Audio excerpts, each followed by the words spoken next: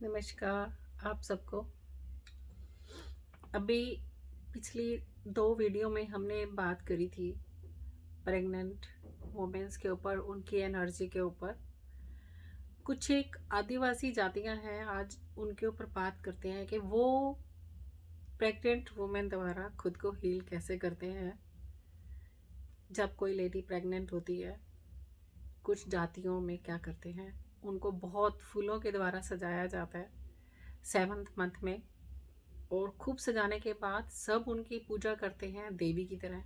जैसा कि लगभग बहुत सारी कंट्रीज़ में ऐसा है कि बेबी शावर के नाम से बोलते हैं और 7th मंथ की रीतों के नाम से बोलते हैं।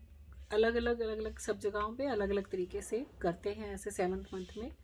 तो उस आदिवासी प्रजाति में भी जाति में भी वो लोग 7th मंथ में उनकी देवी की तरह पूजा करते हैं और सब उन्हें भेंट देते हैं। उसके बाद जिसको प्रॉब्लम होती है वो लोग अपने घुटने के बल उनके सामने बैठते हैं और वो अपनी, उस टाइम पे म्यूज़िक चलता है सिर्फ, और वो लेडी अपने राइट हैंड से उनको ऊर्जा देती है और वो लेफ्ट हैंड से अपना हाथ फैला के नेचर में रखती है। और वो इस बात को मानती है उस टाइम पे कि मेरा बच्चा भी हील हो रहा है, मैं भी हील हो रही हूँ, और जो सामने मेरे बैठा है ये भी हील हो रहा है। मैं सिर्फ मीडिएटर हूँ नेचर के और जो सामने बैठा है उसके लिए, लेकिन दूसरों को देने से मेरी खुद की भी प्यास पूरी हो रही है।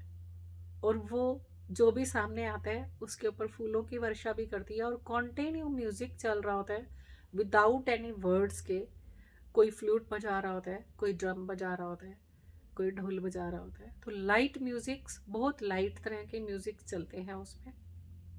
और वो लोग इस तरह से एक एक करके सब उसके सामने बैठते रहते हैं और वो सबको हील करती रहती है, उनके सिर पे हाथ रखती है। तो सोचो उस टाइम पे उसके अंदर कितनी अमेजिंग ऊर्जाएं बह रही होंगी। जब वो दूसरों को हील नहीं कर रही है, वो खुद भी हील हो रही है और उसका बच्चा भी हील हो रहा है।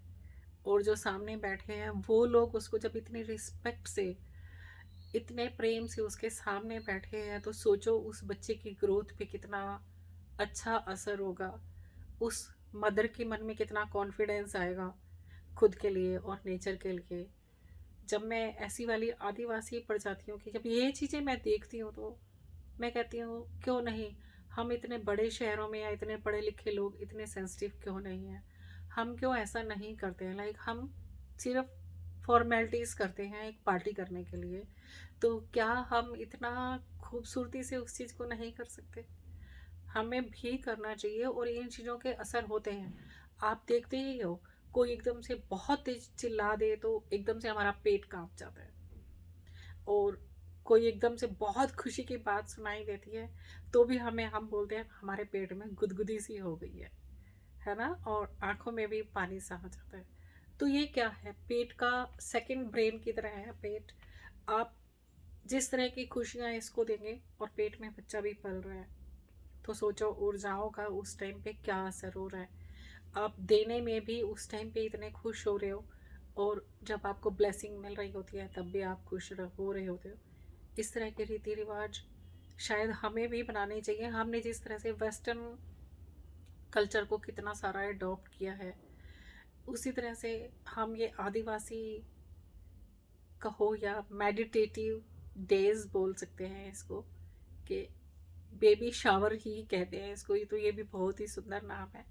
तो आप इसको मेडिटेशन के तरीके से भी प्रेजेंट कर सकते हैं अगर आप चाहें, और अगर आपको ये बात अच्छी लगी हो तो आप भी अडॉप्ट कर सकते हैं।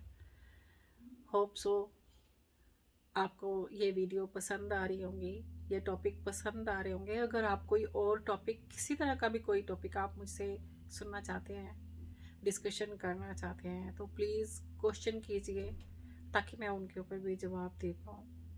Thank you very much.